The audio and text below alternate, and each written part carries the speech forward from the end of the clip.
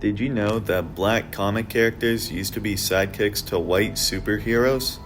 It took a very long time for black superheroes to get where they are today. Most black comic characters were only made for comic relief and followed many stereotypes. But now they are very well-known heroes with their own stories. In this documentary, we're going to tell the stories of how different artists and heroes have shaped the way we read comics today.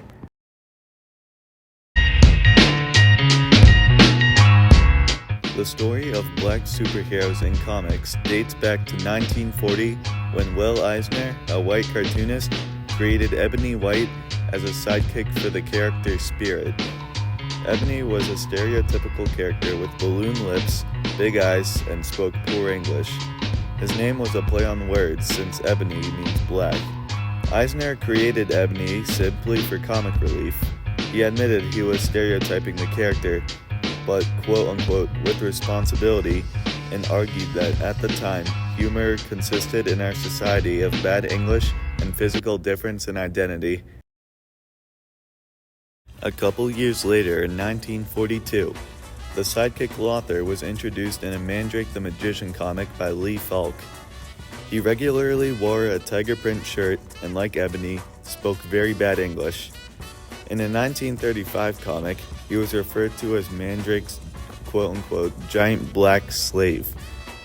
But when Fred Fredericks took over in 1965, he made Lothar speak proper English and gave him different clothes, although they mostly had leopard skin patterns. There is no known reason for why he decided to do this. A black comic artist living around this time was Clarence Matthew Baker. He lived in Pennsylvania and graduated high school in the 1940s. He went to art school at Cooper Union, but left soon after because he found work at Iger Studio. At Iger Studios, Clarence started out as the low man on the ladder who would draw pencil backgrounds that would later be inked by the inkers who took credit for his work. He was especially good at drawing good girl art, which is drawing women that are in realistic poses but are often in skimpy clothes. He was well liked by his co-workers for his art skills, but other studios didn't like him because he was black. Because of his excellent drawing skills, he was given his own feature called Sky Girl. Sky Girl was a stewardess that went on all sorts of adventures. He also worked on a lot of jungle superheroes, which were mostly white characters. The one exception is Voodoo, which Baker also worked on. One of his biggest works was on Phantom Lady, which was originally created by another comic book studio in 1943, but after dying out was revived by Iger Studios in 1947. Phantom Lady is about a superhero that uses a black light projector that grants her invisibility, teleportation, and the ability to blind people. This was a standout comic because many of the comics at the time were more about crimes and romance. He worked on Phantom Lady for a while, but even after Baker moved on from that comic, one of the covers he drew was used by Dr. Frederick Watham in his comic that was meant to teach parents about the dangers of comics for children called Seduction of the Innocent. The Phantom Lady cover was chosen for the book because it was quite revealing. Watham's point was that the comic books were bad for kids, and his book uses Phantom Lady as a key example. In his later years, Baker freelanced for Atlas Comics. He began to work on a few Western comics, but predominantly illustrated romance comics and a few supernatural and science fiction comics, such as Strange Tales.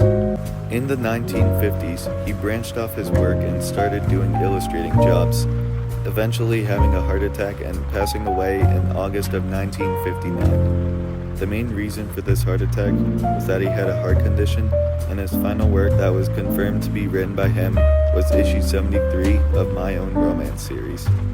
Matt Baker was introduced into the Will Eisner Comic Book Hall of Fame in 2009. Going back to the history of black superheroes, in 1947, Orrin Cromwell Evans, John Terrell, and George J. Evans decided that they had enough with people stereotyping black people in comics, so they founded All Negro Comics. It was one of the earliest comics to be written by and for people of color. Its press run and distribution are unknown, but it was sold for 15 cents rather than 10, which was the price for most comics at the time. Only one issue of the comic was ever published because Evans couldn't afford the newsprint required. After the release of all Negro comics, it took 18 years for another black comic character to be introduced. Lobo was created by Keith Giffen and Roger Slifer and released by Dell Comics in 1965. The story took place in the Wild West and followed an unnamed gunslinger who was called Lobo by antagonists. However, only 15,000 of the 200,000 copies were sold, and the series only lasted 2 issues. Some retailers refused to carry this book because of the black character lead.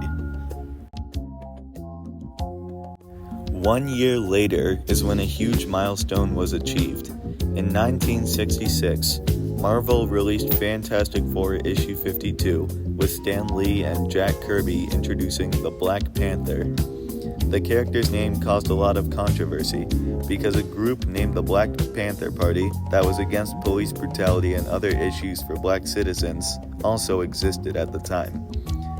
A political activist organization, this led to his name being changed to the Black Leopard in Fantastic Four issue 119 in 1971. He appeared in Avengers number 99 as simply T'Challa, and in 1972's Daredevil issue 92, Jerry Conway changed the name back to Black Panther. Marvel's main competitor, DC, was also joining in on the representation. In 1967, when superhero movies were starting to be made, actress Eartha Kitt was cast as Catwoman in a Batman movie. This was surprising because Catwoman is almost always depicted as white in the comics. As the 1970s began, an increase of black superheroes was starting to appear. Falcon was introduced in 1969 in Captain America issue 117. Falcon was Captain America's ally and later became the new Captain America. 2 years later, Black Lightning was introduced in the first issue of his own comic book series in 1971. He was created by Jack Isabella and Trevor Von Eden. This made Black Lightning the first comic besides all Negro comics to be co-created by a person of color. In 1972, Luke Cage was introduced in Luke Cage Hero for Hire. This made Black Lightning and Luke Cage the first heroes of the blaxploitation era and some of the earliest black superhero lead characters. The blaxploitation era was a wave of independently produced, low-budget films to appeal to black audiences of the early 1970s. Some say this era was very positive because it helped with black empowerment, while others argued that it followed many stereotypes about black people. In 1975, Dave Cockrum and Len Wein teamed up to create Storm, introduced in Giant-Sized X-Men issue 1. Storm was a mutant that could control weather and descended from a long line of African witch priestesses. This made Storm the first lead character that was not only black, but female too.